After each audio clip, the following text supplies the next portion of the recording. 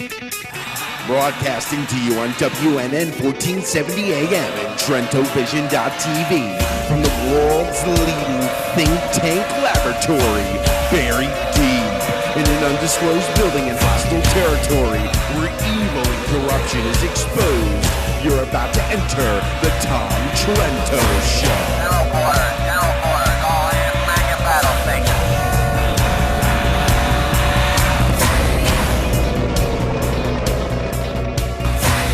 Tom Trento heads United West, a group that says it defends Western civilization against the onslaught of Islam. We do that and we do much more. Welcome, everybody. Wish you've had a wonderful, relaxing, not for us, wonderful weekend.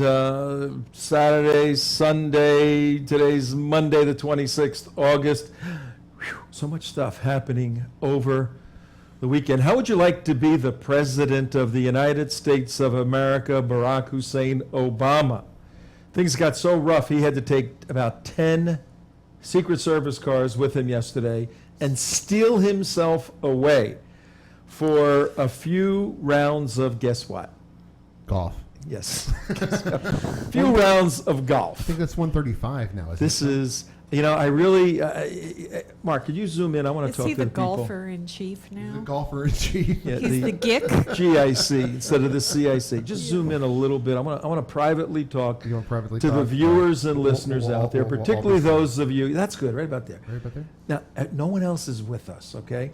All of you folks that voted for President Obama either in 2008 or in 2012. And all of Really? you who didn't go out and vote against him.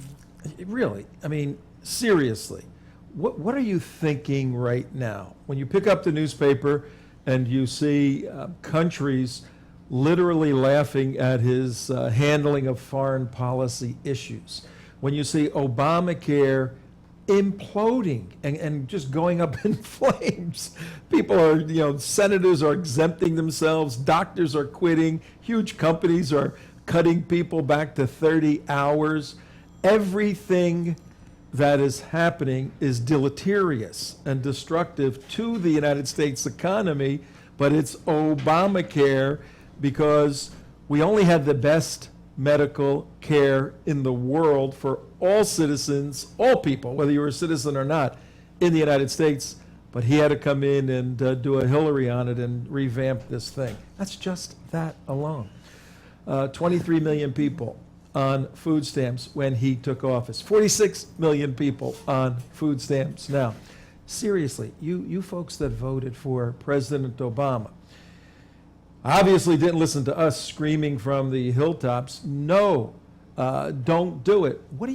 What's going through your, seriously, in the quietness and the honesty of your own home by yourself, do you say, man, that was a great decision? He is an amazing manager. You see, the President of the United States is at base, first of all, a manager, an administrator. He's got all these agencies in the country to manage. And I don't know if you're going to get a job running a small company that has 2 or 3 or 4 divisions. Usually you have to apply for the job, you get screened, and the one with the most experience usually gets chosen to be the manager of a mid-sized company with 50, 60, 70 people.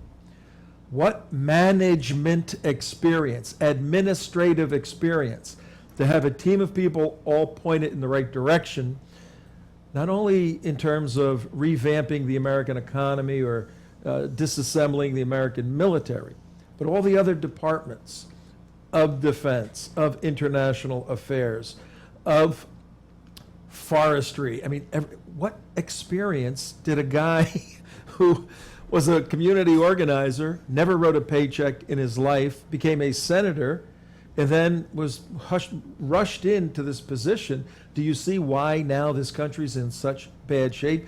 Problem is, the stakes are so high right now on the international front that we may be beyond the point of no return with the inability of this president to properly manage. Putin thinks he's a little boy and treats him as such, as do the Arabic leaders, the Muslim Islamic leaders, where he was supposed to shine. He was supposed to shake the hands and have a whole new way of approaching the Islamic world. They're laughing from their camels at him, and they see him as a weak young boy, incapable of bringing to the fight, one, the understanding of who the enemy is. On the first day in office, he should have said, team, we're in a holy war. And the people fighting us are fighting us for holy reasons. This is their belief, their system, their understanding. In order for us to properly serve this country and the great citizens of this great country, we have to understand this war, not from how the Democrat Party wants to squeeze it and vamp it and mold it. We have to understand it from the enemy's perspective. And he failed in doing that, and he fails today. And worse than that, in terms of this global war on terror, he has made the great warriors like Aaron Vaughn and many other SEALs, he's put them in a position to fight with their hands behind their backs, and they die, as Aaron did. And it's a sad situation that's going on. Well, we're here on this show to expose the failures of the Obama administration, not because we hate President Obama. That has nothing to do with it. And on one level, he seems to be a very likable guy and a nice family man. Speak for yourself, Tom. But on another level, we're in a very serious situation worldwide, globally. And now we're thinking of unharnessing the standoff, devastating power of American technology, which is going to do nothing. I mean, to go strike Syria in this capacity is going to do nothing. And I don't know. Frustrating. But we have some good stuff planned for you this week. And thank all of you for tuning in. Many of you are tuning in on TrentoVision.tv. More and more are listening on WNN 1470. How do we know? We're inundated with emails and questions and requests. And we just ask you, it's a very small shop we have. It's a handful of very competent people. Everybody's a volunteer. We even have some animals that work with us. I mean, real life animals. Critter alert. Are you talking about me again? No, you only smell like a No, goat. you only smell like a camel.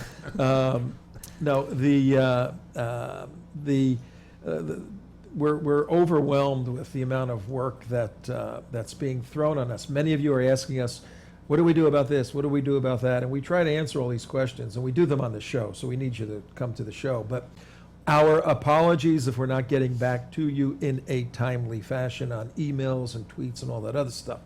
But we appreciate everything that you're sending, especially the checks. Keep the checks coming. Right. That's how this place functions. We got a great week in store for you. Today, one of our teammates, the United West doesn't have membership, but we work in coalitions or in partnerships with other Counter Jihad organizations. And there's one on the West Coast over in Florida that we work very closely with, the Counter Jihad Coalition. They were if you've ever been to California, you've been to the 3rd Street Promenade. They were in Santa Monica. They were there this weekend, as they are every Saturday, putting up a leafleting table to counter Islamic Jihad. And guess what? The Islamic Jihadis came out in force. Today, we're going to show you at least one of a 3-part series. We're doing a 2-part show today and tomorrow. We're going to show you 3 videos. They're all short, about 3-4 minutes. And we're going to bring you right into the cultural clash between Sharia-compliant Islam and Western republicanism from its classic sense, American democracy. So we're going to show you that, and we're going to identify some of the doctrines that are articulated by young Muslims in this kind of tense situation. You are not going to believe what you see and what you hear. It's going to be very interesting. Yeah. And we got a lot more planned. Hi, CJ. How are you? Hi. Can I take a moment to Yes, respond yes. to your I'll take a opening? second. I had to take notes on it. when you were talking about Barack Obama not managing the power of the United States. Well, I disagree. He is managing it. Yeah, well, He's using the power of the United States to manage climate change, Yep. to manage spying on U.S. citizens, to manage using the Green IRS energy. and the FEC against groups that are opposed to his ideological agenda. He's using the I power stand of the corrected. United States to instigate race wars and class warfare in this country, and they, our enemies, are laughing because he is delivering us to Wait a them. minute. Well, you just said something. I saw a picture going around the internet. It's very funny. Remember the girl at the Trayvon, the black girl, Trayvon's friend? She testified. Right. They have a picture of her. I don't know if you saw this. They have a picture of her with this dumbfounded look on her face, and she goes, "You mean Obama's half a cracker?" It is so funny. She goes, "You mean Obama's half a cracker?" You know. Wow, what an opportune time for me to announce my new domain. Oh yeah. What is your new domain? My new domain, recently registered, creepyasscracka.com. .com.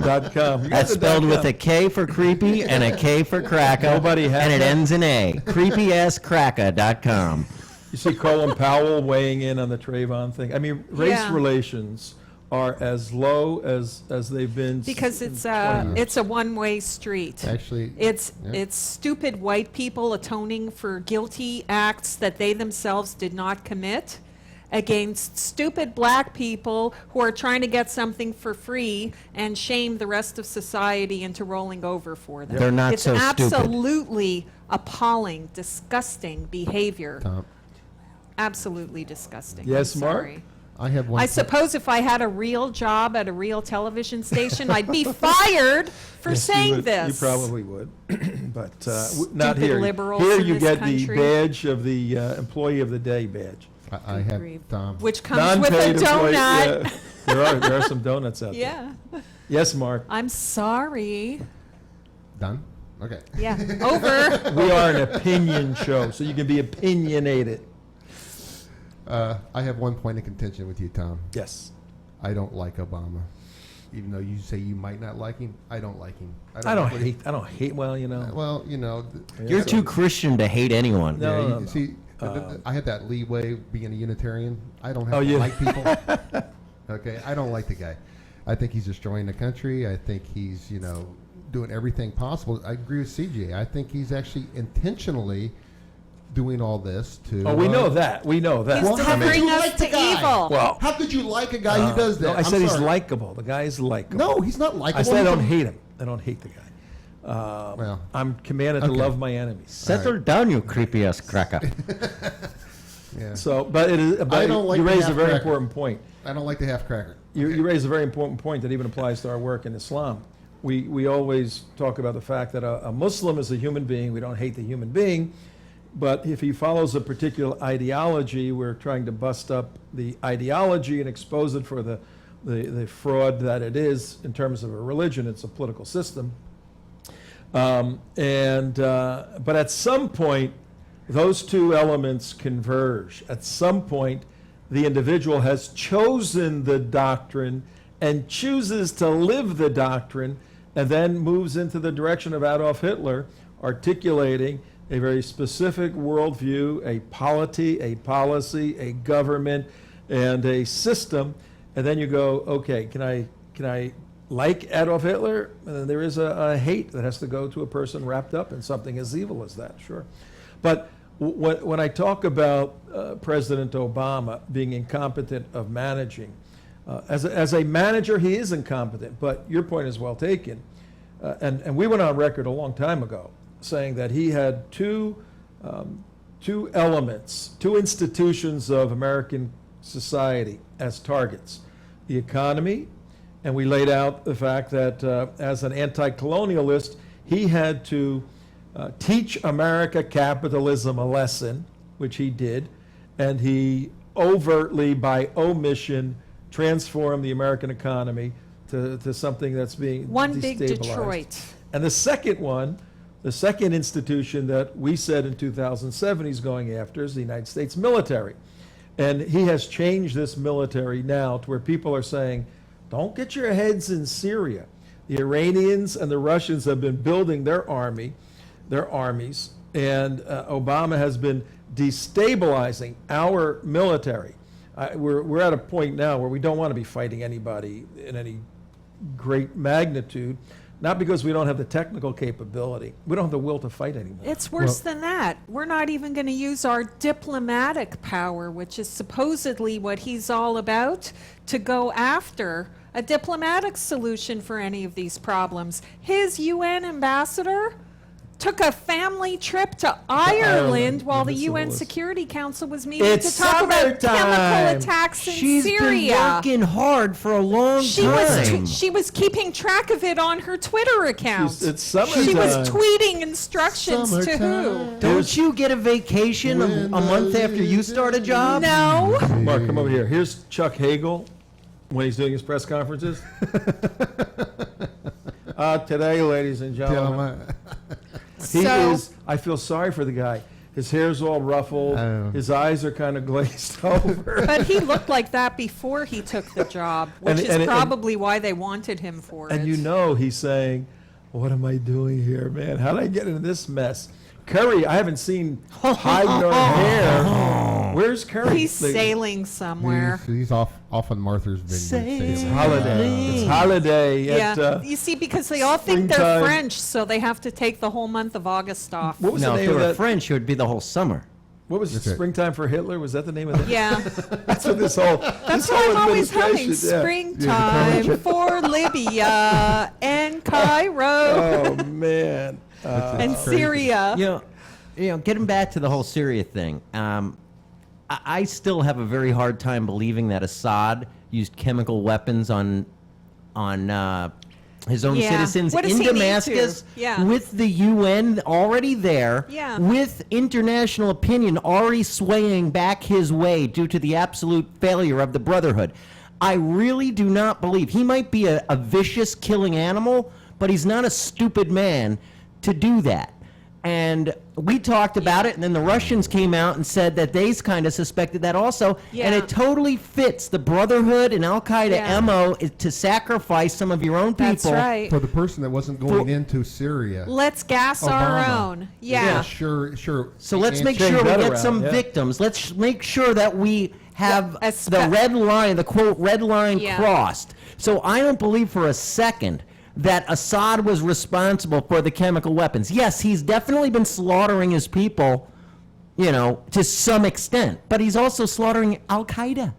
Yeah. Do you know who we haven't heard from on But this whole that's issue? who we're on Al Qaeda's side in We Syria. haven't heard from Imam Abdullah on this whole Syria issue, and he's really been silent, remarkably silent on the whole. Well, it is very touchy subject. What your little Jewish producer just said, I take to be very offensive. To suggest that my Wait a Muslim minute, brother wait a would. minute. Who's a little Jewish producer? Damon. Ah, okay. Yes. You're just the getting Jewish mixed up. co-host, and he's the Jewish producer. Your little Jew co-host. Would you like me to make note for you? You haven't called me your favorite infidel yet today. Well, because so. the last few weeks you've pushed it. But well, my Meanwhile, opinion, back to Syria. My opinion is this: what your little Jewish producer just say about how we would sacrifice our own people is very offensive. I do not like that he say it, regardless of if it is true or not. Okay. Okay. Well, did you hear and this is important because today's the 26th, 19 minutes after. Do we have a Skype person? What time? Oh, she is so late. Anytime, right? Yes, is we so need to late. get your Samira on. Okay, we'll get her in a couple of minutes. We have a few other stories that you We wanted got to talk so about. many stories, but we can do some in part two. And I have this. I found my book. Oh, you did. We'll do this later. We'll Where do was this it- where later. was it hiding? You're gonna Put it love back. this Oh, book, oh, oh. folks. Is that from the Estaba gonna- Library? You're gonna love this book. It has to do with Badir. The two reasons being given by Richard Engel on NBC News, who's a outstanding journalist, But he says the theory, the logic behind Assad using chemical weapons. Did you hear the two reasons? No. Very interesting. No, I've there not. was an attempt on his life, an assassination last week, Right. coming Right. right out of the area, which is a hotbed for the rebels, and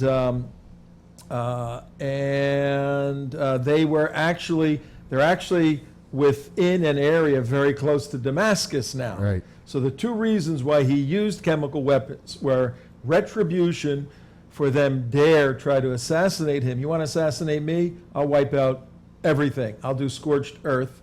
And guess what? You're really getting too close. So we're going to gas you and your mother and your sister and everybody else. So Right. that's the logic supporting Assad doing it. And whose logic was that? I'm sorry, Tom.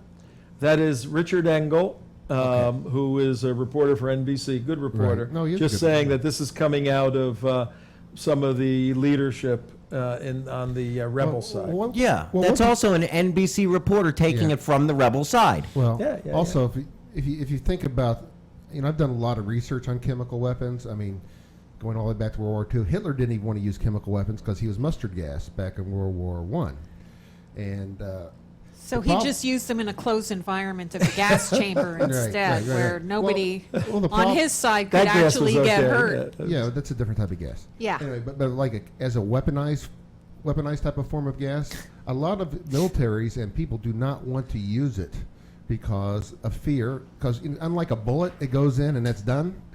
It just hangs around, and that's the reason a lot of troops never want to follow up in the attack. And so it's a very poor weapon for actually seizing areas or land masses.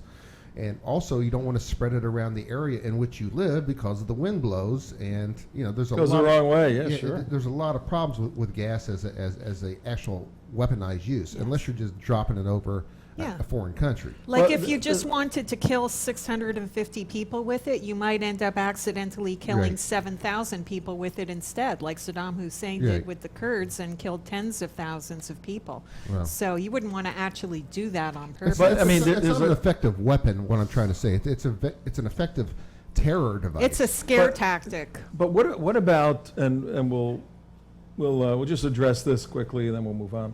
What about the moral issue of dropping a bomb on a city, like we did in World War II? right. Just bomb cities, and whoever was in those buildings got bombed. We didn't do the Israeli thing. Can you please leave your house right now? Right. Our guys are on the I'm going to ramp. drop some leaflets over the B-17 first. Our guys are on the way. They've taken off. These are the Israelis when they bomb Gaza. Oh, wait, Mohammed's in the bathroom. Hey, hold that F-16. Mohammed's in the bathroom. Mohammed, how long going to be? 10 minutes. He said it was the hummus last night. All right. Tell the F-16s to circle a little bit. Well, yeah. All right, Mohammed, you're going to have to hurry, man, all right? Hold Okay. on. Another person just walked in the room. Just a minute. So stop it. Yeah. Yeah, the Israelis. That's why they do it. That's the way they do it. In World War II, we just bombed cities because we were at war and little babies and everybody died. What's the difference if And Assad if they put kills? weapons inside of factories, and they put weapons inside of hospitals, we bomb the factories, we bomb the hospitals. Let me make it a fine point. What's the difference if Assad drops bombs or bullets and kills all those kids and women and everybody else versus being killed by the gas? They're That's what still I dead. asked you. Yeah. What's the It's moral? a psychology. It's all psychological. It's also Or is it some- the women and children aren't enemy combatants? Is that It part doesn't of matter. I mean, you drop a bomb, you kill women and children. It's all the psychological aspect. Drones kill women and children.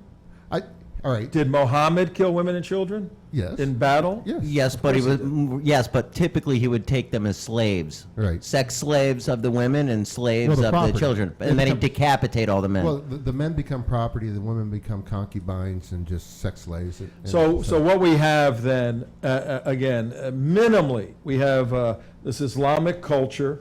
Now they're fighting themselves in Syria, and then the Western culture. They're two different cultures. There is a clash of these cultures. And what is very interesting, and we'll have to continue this because we're going to go to California in a second. What is very interesting is Muslim on Muslim in Syria killing each other. As soon as everything gets crazy, the country they hate the most, they call for help. yeah. How does Right. that work? No. Israel is the country they hate The most, country and they they hate blame the second Israel. most. They The- blame Israel for their own The infighting. country they hate the second most, the United States. They call for help and Yeah. demand that President Obama come and help them. Yeah. I don't understand the thinking behind that. But we have a clash of cultures. We're going to take you now from the macro global conflagration to a little dust up in the Tony, Tony, Tony town of Santa Monica, which is at the end of Route what? Anybody know? I don't know. 5? Mike Highway should know. 1? Mike should know. If you take a certain country, a certain road from Chicago, Oh, Route 66. did you know that? Yeah, Santa Monica? Yeah. If you take, Route 66 starts in Chicago and ends at the pier, at the pier in Santa Monica. It's the end of Route 66. Right there, a Right at block Sam- or two away. Right at Samira's house? Yeah, close to that. A block or two away is the 3rd Street Promenade. Anybody who's been to California, been to Santa Monica, you walked up and down the 3rd Street Promenade. It's about 100 years old. It's a shopping area right in the center of Santa Monica. It's about a mile, half a mile long. Beautiful stores, Armani to Starbucks to little cafes on both sides. Street is shut down, and constant street performers and people selling all the bizarre stuff in the world. Like Venice Beach? It's more upscale and cleaner than Venice Yeah. Beach. Oh, okay. Slightly less freaky. Yeah, not as freaky as that. Sort of a upper class. So they had all the free marijuana shops. Venice Beach is where the experimentation from the California hospitals gone awry, and all those people are dumped in Venice. That's Venice Beach. I've spent a lot of time there. But Santa Monica is a step up. Well, we have a sister organization, or organization that works with us, the Counter Jihad Coalition. And these folks have been very involved for 6-7 years fighting the jihad in all of California, particularly Southern California. Whenever we go to some of the universities, we hook up with our counterparts there. Well, they have a outdoor program, a literature table, and right here we're showing on the screen now. That's just a screenshot of some video we're going to show you. If you can scroll up a little bit. Here's the focus of what we're doing right now.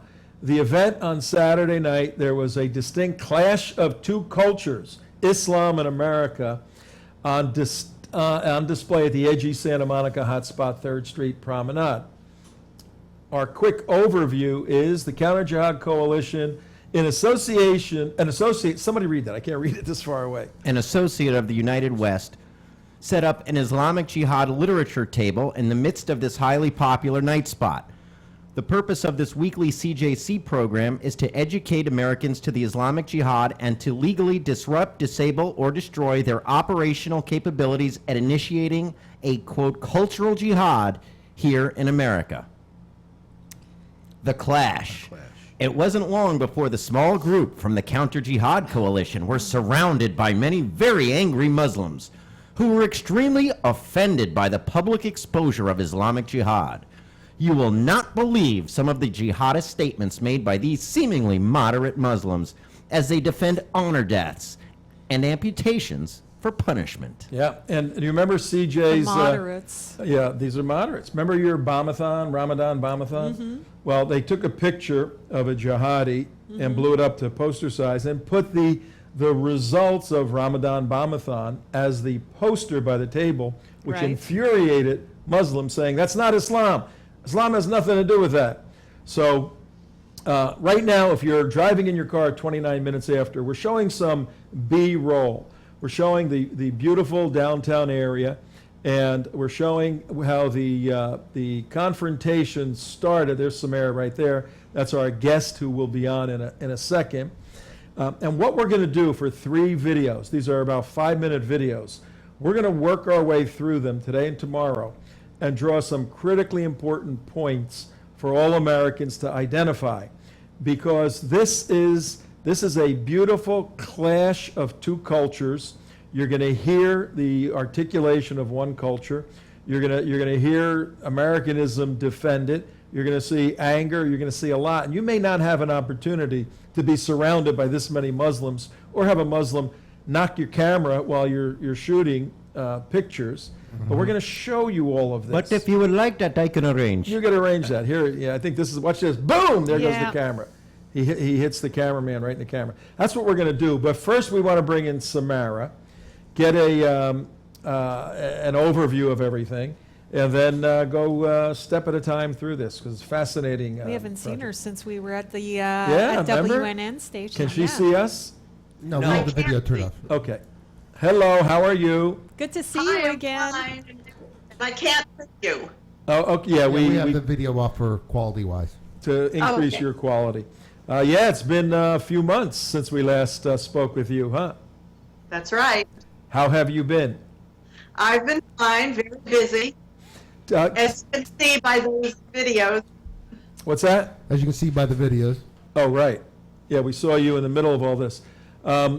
You heard what we're doing here today. Take a minute, tell everybody who you are and who the Counter Jihad Coalition, who these folks are, what your objective is, and then we'll start getting into Saturday night. okay, I am chapter leader for Act for America, which you're familiar with. And the Counter Jihad Coalition is sort of an offshoot from that. We decided we needed a smaller group to really get into what is happening here. We go to different mosques, we go to interfaith conferences, we do all these things. We ask the pertinent questions, we point out certain things, we confront imams, we confront other Muslims. We are not combative at all. We're very, very respectful. Most of the Muslims that we come across are strictly religious Muslims. They are not Islamists. They are not jihadists. Some of them may be when they get older, or in the future, or if they get really indoctrinated, because obviously that does happen, as we know. But you can see by the videos that there must have been at least 30 to 40% Muslims on the Promenade, and that's the most I have ever seen on the Promenade. Usually we get a few that come up to us and they're telling lies and so on and so forth, and then we of course have to show them the brochure, then we show them the chapter verse that it came from in the Quran.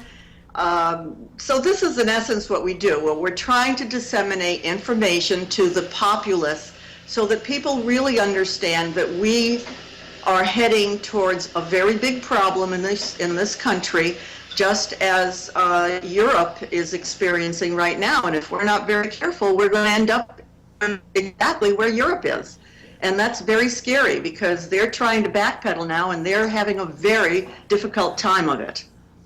So that's it in a nutshell. That's a good overview. CJ's writing down. She's got a couple of questions. Yeah, I have a couple of questions. Go ahead. Hi, it's so good to see you again. Thank you. I'm curious, you said that there were 30 or 40 Muslims coming around your area where you were handing out information. 30 or 40%. 30 No, or 40 On the 30, promenade. 40% of the whole group on the promenade. of the whole Hundreds, group. yeah, it's Okay. hundreds. Well, let me ask you this: do you have any idea what is the general Muslim population of the area? Do you think that? Well, let me just tell you, because I had an opportunity to speak with them. I do speak Arabic fluently, and so I did speak with many of them. Samara, before you do that, what is your background? Tell the My folks. parents, I'm a first-generation Lebanese Christian. Okay. And were you? So you were born here. I was born here. I was born and raised in Connecticut, but my parents wanted me to learn Arabic, so we only spoke Arabic in the house. So I grew up speaking Arabic. Great. Okay. And what was your parents' view of the Arab culture, over in Lebanon? What was their view of it? Because I always hear from people who have lived over there that they have a completely different view than Americans have of the Islamic culture. When they Okay, I'll just tell you just one thing, and that has to do with my father. My father emigrated to this country in 1900 when he was 18 years old. Okay. He left the country because his father had passed away. 1900? 1900? 1900. There wasn't My even father such was, thing as he was Lebanon 60 in years old when I was 1900. born. 60 when you were born? Yes. Wow. Okay. And my mother was much younger. But anyway, I he like her left father, be- good man. Prolific. Okay. Anyway, he left because his mother, my grandmother, insisted that all her single sons that were left there and one single daughter leave the country because they were in such dire straits as dhimmis for the Ottoman Empire. Basically, they had to pay a high tax, and they were poor. So they left the country at a very opportune time, and they came here and made a life for themselves. Wow. And my parents married here. They met Yeah, here. who was running Lebanon in 1900? Oh, it was under the Ottoman Empire. Oh, okay. It was not really considered Lebanon at all. It was part of Syria. Yeah, part of And Syria. Okay. when I grew up as a child, we always used to refer to our food as Syrian food and Syrian bread and Syrian this. And it wasn't until 1943 that Lebanon got its independence and became Lebanon Wow. as we know it today. That's a whole nother show. That sounds That's a whole interesting. other So as, That's other, yes. as Christians, your family was forced to pay the jizya. Oh, of course, everybody had to. That's our Everybody Imam had to pay a Abdullah. tax We have a to the Ottoman Pakistani. Empire. Yeah, it's a And religious at that thing. time, don't forget, the Ottoman Empire was slowly going downhill. It was considered the sick man of whatever, of Europe or whatever. The Of reason the world. The reason I brought up that question, Tom, is because a lot of times when I talk to people who live in Lebanon or anywhere in the Middle East, pretty much, and if they're Christian or any other thing other than Muslim, they have such. You think we're bad on the talking about Muslims and what happens? Oh, they are off the charts bad. Oh, They say they call them scumbags and everything else like this. They don't just make any distinction on radical or not. They just say, they just come right out and say, you guys are so stupid. They're all and they just go off the charts on us for how Well, I'll stupid tell you we a are. little story, very quick. My first trip to Lebanon, I had no idea there were even Muslims there because my family wouldn't allow me to go into any of those areas. Right. And when I asked, why can't I go here, why can't I go there, they said, no, you don't want to go there, it's filthy. You don't go there. But at that time, it was 75% Christian in Lebanon and maybe 25% other, which meant, Muslims and Druze. Right. So it was a completely different configuration. Today, the Christians are down to about 30%. Oh. So there's a big, big change. And I incidentally still have the ones that are living, all my first cousins are still all in Lebanon. And the last time I was there was 2005. Wow. It hasn't been great to go there since then. Yeah. 2006, Israel went in. 2007, there were other problems, and basically my relatives said, no, if I went to Turkey, they would meet me in Turkey, and that's what happened. We met some cousins in Istanbul and spent. Turkey I wouldn't now. want to go to Turkey right now either. No, that's correct, because that was 2007, and even Yeah. since then, things have changed a lot. Yeah. So quite a interesting background you have, Samira. When you were talking to these Arab-speaking people on Saturday night, and I was asking you about the 30 to 40% of the people at the Promenade being Muslims. Is the general population of the Santa Monica area 30 to 40% Muslim, or are these No. people coming into the area from outside the area for a specific purpose? They're coming in from outside. I spoke to people that come in from Palmdale. Palmdale is about, I don't know, maybe it's 100 miles away or a little over 100 miles away. And this gentleman said, oh yeah, he says, well, we live in a desert, so we come in at least twice a month to the Promenade. Well, why are they coming to the Promenade? They have air-conditioned malls in Palmdale. Another group of people, they were 4 students. They were 18 years old. They were from Qatar, and they were students at UC Irvine. That's another, 40, 50 miles away. Why are they coming all the way to the Promenade? There are tons of malls in the area where they are, and there's a huge one in Irvine. So they don't have to come to the Promenade. Are they coming for you? Pardon? Are they coming for you? Me personally, I don't think so. Your group. It's hard to say. My husband gave me a little bit of insight on this, and he said they're probably going there by design because they want to make themselves visible. They want people to get used to them. They want to be sort of around so that people get used to having them around. And, it might be for future bigger invasion, who knows. But the other interesting thing is that there were many that were visiting from, for example, I met somebody from Saudi Arabia that was there. A few weeks ago when I was on the Promenade, there was a couple, a husband and wife that were from Saudi Arabia. I had an interesting conversation with them, but anyway, that's another story. Spot for them? Yeah, we saw Kuwait also. We saw on your tapes some from Kuwait as well. So, you know what it looks like? It looks like what Samira is saying. These Muslims are coming to the Promenade in large groups. They look Sharia compliant. They want everybody in the area to get accustomed to seeing groups of women in hijabs, to seeing groups of right young now on the Muslim screen. men Yep. traveling together, eating together, walking around together, shopping together to desensitize or to scare the local population into some future type of submission. I think it's more, it's like you start seeing more and more, hijabs on the streets here in Florida. It's that slow jihad of displaying your flag. Yeah, of it's who like you people are. coming out and displaying their gang colors or something like that. And Well, I mean, do they That's not have a true right to That's go true wherever they to a want? certain extent. But I have to tell you that they're also proselytizing. oh, okay. I spoke for quite a long time to a couple from Anaheim. Anaheim isn't that far away, but again, there's tons of malls in that area. Why come to the Promenade? Right. But so be it. They were there. It was a husband and wife.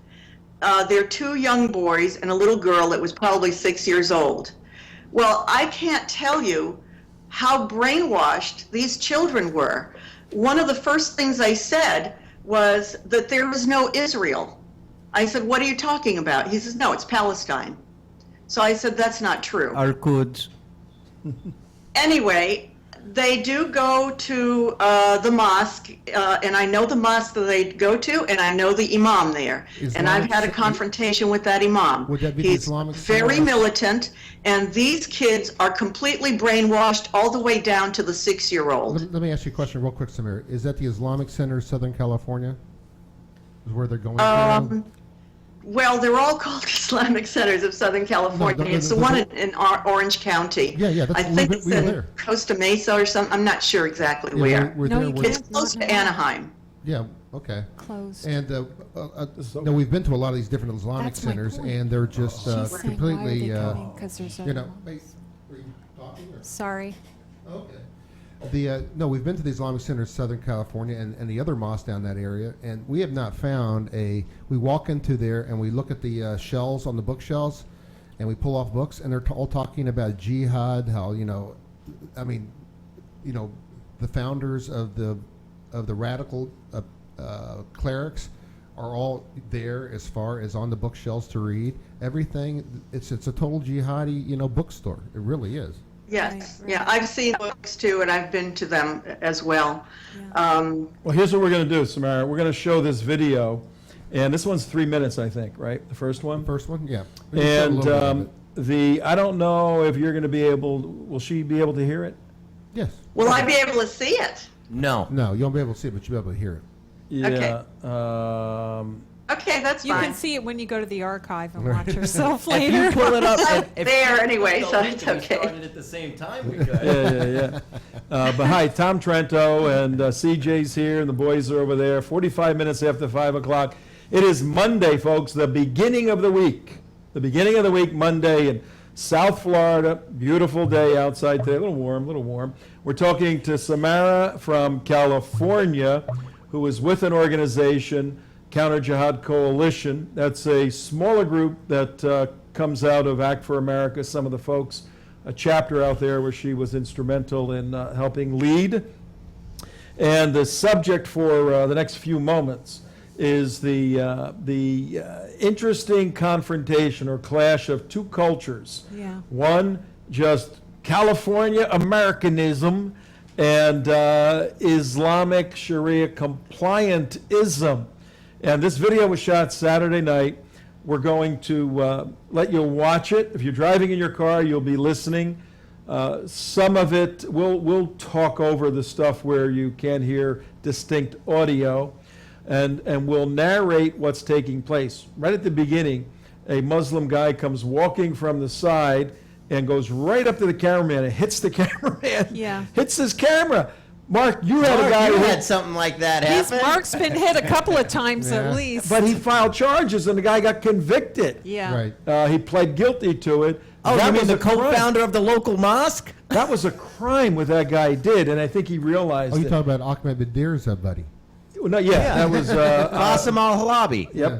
But on this one that happened Saturday night, you'll see it. And for those of you driving in your car, we're very sensitive to the fact that you can't see this, and we're producing a television show that's simulcast on WNN 1470.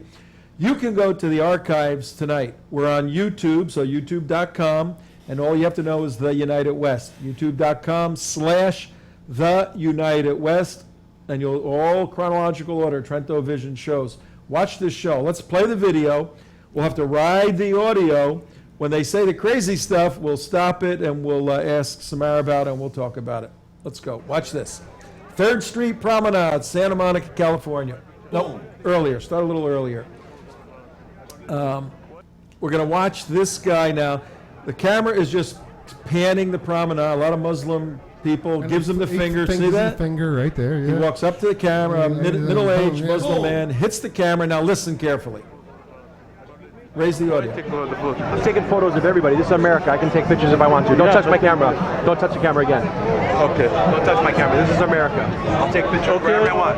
Okay, but let me. For anybody, you can't take it. Why you take it for me?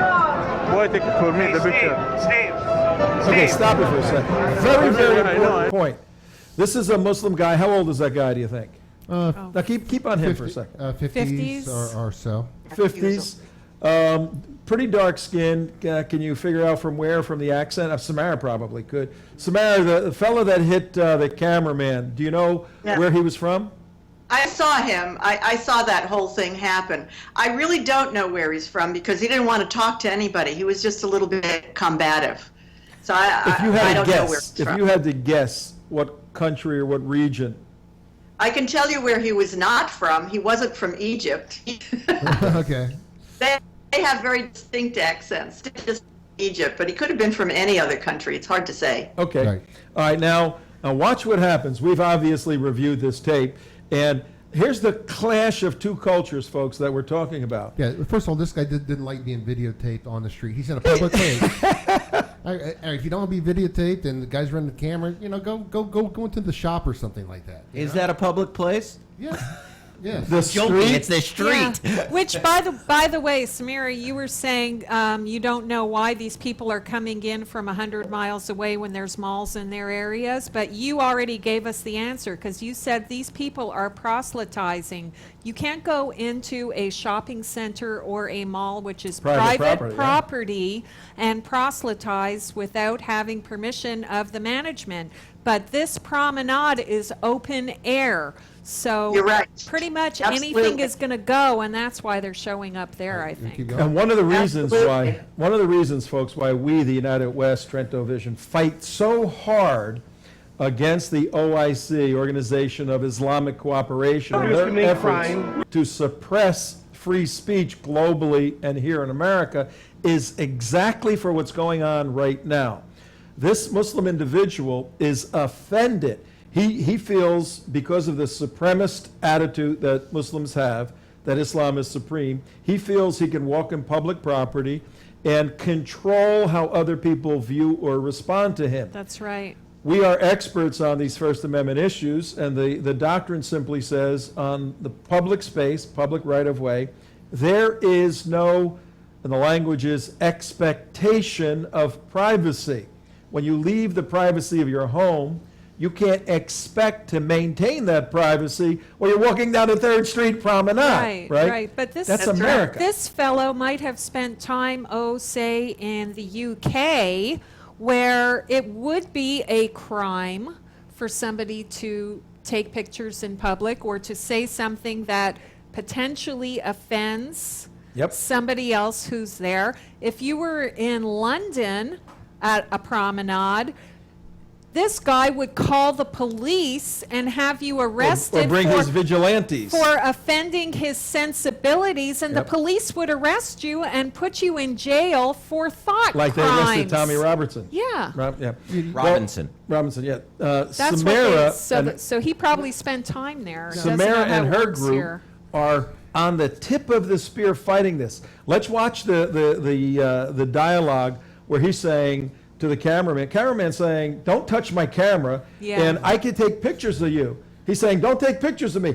I can." Now watch this. This is that clash just of just the irony of this all. They're in the middle of L.A., Los Angeles, Los Angeles, which is the video capital, camera town of the world, with all kinds of paparazzi. The paparazzi capital of the world. Only these are jihadarazzi instead of paparazzi. Folks, Jihadarazzis. to cut to the chase, folks. Either the Muslim mentality that rejects this American culture that's kind of freewheeling will have to change and accept or assimilate, or Americans are going to have to change and transform to suppress the way we do business. Right. One or the other has It's got to happen. There's no middle ground. Let's take a look here. My picture. Why take the photo? I'm taking photos of everybody. This is America. I can take pictures if I want to. Don't touch my camera. Don't touch the camera again. Okay. Don't touch my camera. This is America. I'll take pictures wherever I want. Okay, but I'll take pictures wherever I let want. me. For anybody, you can't take it. Why take it for me? Why take it for me, the picture? Steve. Now, the cameraman pulls over This is Steve, America. who's Don't touch my camera the again. organizer of the Counter Jihad Coalition. And Steve comes over to talk to him. Watch this. You can take pictures of me too. The guy is taking pictures of him now, isn't he? This always happens, classically yeah, it's always happens. happens. Because I'm a cameraman. This happens to me Yeah. all the time. They're like, "Oh yeah, you want to take pictures of me? Well, I'll take pictures of you." And I go, "Okay, Go right ahead. go ahead." And make all right, go So ahead. Amir pulls out his iPhone. iPhone to like, "Oh, I'm going to show him." Now, Steve, the organizer of the Counter Jihad Coalition, comes over. Now, watch this dialogue. Listen to this dialogue. He came over and pushed my camera because I'm videotaping. Sir, listen to me. This is America. Don't take my picture on my face. But this is public. Anybody can take anybody's picture. Please don't take it. You can take your picture. You can take my picture. Okay, take it. This is America. Take it. Okay. Sorry, I'm sorry. I'm sorry. In America, Yeah, no, he the realizes he's on Constitution says that we have the freedom of speech and the freedom to walk around in a public place and take pictures. Okay, thank you. Now, he apologized. Steve said to him, "It's a public place. Anybody can take Yeah. pictures." And the guy made this dramatic transition. Yeah, he looked at the Sounded like a camera. little girl after that. I'm sorry. There's always that click moment in these guys too, when all of a sudden, I mean, they're going off the deep end. All of a sudden, Yeah, they realize, YouTube. We better always get happens. on script. It'll be on always YouTube. happens. Muhammad made me do it. Yeah. Samira, did you watch that fellow the rest of the evening? He seems to have made a nice, smooth and transition, and he apologized. Did you see any behavior of him later on? No, I didn't. But that doesn't mean that he may not have. I might add that we have another person that was, probably about 50 yards from us, sets up an elaborate video system with a screen and microphones and everything. And his name is, I think he calls himself Louis the Lionhearted. Right. And he, in essence, is more in your face, but he does quote actual quotes from the Quran, and he gets huge crowds and a lot of combative people. Now, when I was leaving, and this was like around 10, little after 10, almost 10:30 last night, Saturday night, I heard this man who looked like that other one actually go around and said, if you keep doing what you're doing, I'm going to break your neck. Right. So, you know. You heard that he'll man say say all sorts that? of things, but I have to add Yes, that he- that she said entire somebody who mall looked not like only him. is patrolled by plainclothesmen, but there are cameras all over the place. Right. So when somebody says they don't want to be, they don't want their picture taken, Exactly. the retort is, well, your picture is being taken just as we talk right now because there are hidden cameras all over the mall. Right, and Right. open cameras too. Yeah, but that was in a public threat. I mean, place. that was a very legitimate threat. But That let's is a ask threat. That is a Samira, warning. because they're giving you a warning to stop doing what you're doing, or they're coming after you. What is it exactly what are that you you were doing? doing? What are you doing when you go out there? We try to go to non-Muslims. We have a lot of very nice brochures. There is not one lie in any of the brochures. Everything that's in the brochure either comes from the Quran, the Hadith, or the Surah. And it's very clear, and it's very concise, and they're short trifold brochures, and we try to hand these out to people and answer some questions. We have had people come up to, I've had people come up to me and hug me and thank me for what we're doing. People from Israel, Jews, Iranians, a lot of Iranians thank us for what we're doing. So it's not that we're being chastised by the Arabs that come by. Many of them are interested. They see our little, the large sign that's in front of our table, and so it attracts attention. In some instances, we had one sign that had several different pictures of it, one which included the 9/11 tower, the Twin Towers. And some people came up to us and said, are you for or against? So I said, for or against what? And they said, are you for Islam or against Islam? I said, neither. I said, we are trying to give information. And I said, the information that we have is very important because it concerns people that want to do harm to our country and to the people in this country. In the name of Islam. In the name of Islam. Yes. Wow. Okay. Well, we're running out of time. I think they're bussing in to come after you. I Can don't we think have her they're come there back? to, I I think they're think coming so. after you. Well, after the coalition, they have Yeah. been there a few weeks now. Yeah. So I'm sure that's part of Word it. gets out, and they say, okay, we got to go check Let's this go- out and make a presence and see if we can intimidate people from That's not very going to get possible the because- brochures. And go shopping while we're at it. Because Yeah. prior to this past Saturday, there were some Muslims, but certainly not that many, not to the extent that we saw this past It's going to be Saturday. interesting. to see Somebody what sent happens. out a All memo. right. Well, what we're going to do on tomorrow's show, we're gonna go through these videos in detail, and we're going to check with our producer's going to check with you to see if you can be with us tomorrow for a little bit. So don't give us an answer yet. Right. We'll do that when we go off the air. But you want to put her on hold, or what can we do? Or No, well, okay, we're going to say goodbye to you right now, and we're going to call you back in a little bit to check for tomorrow. Okay? Okay. Okay, Thanks, Thank you, Samira. Good job. everybody. sure, bye. Well Okay, done. Tom Trento, got about 30 seconds left, and today's show, we've introduced this clash of cultures, Islamic Jihad and pure Americanism, 3rd Street Promenade, Santa Monica, California. So tomorrow we're going to look at these videos, and we're going to stop them and discuss them with the intent of assisting everyone in understanding what Islamic Jihad means and the ways and shapes and sizes and colors that it comes in. You're going to be surprised, but we'll see you tomorrow. Bye. Thank you. Bye-bye.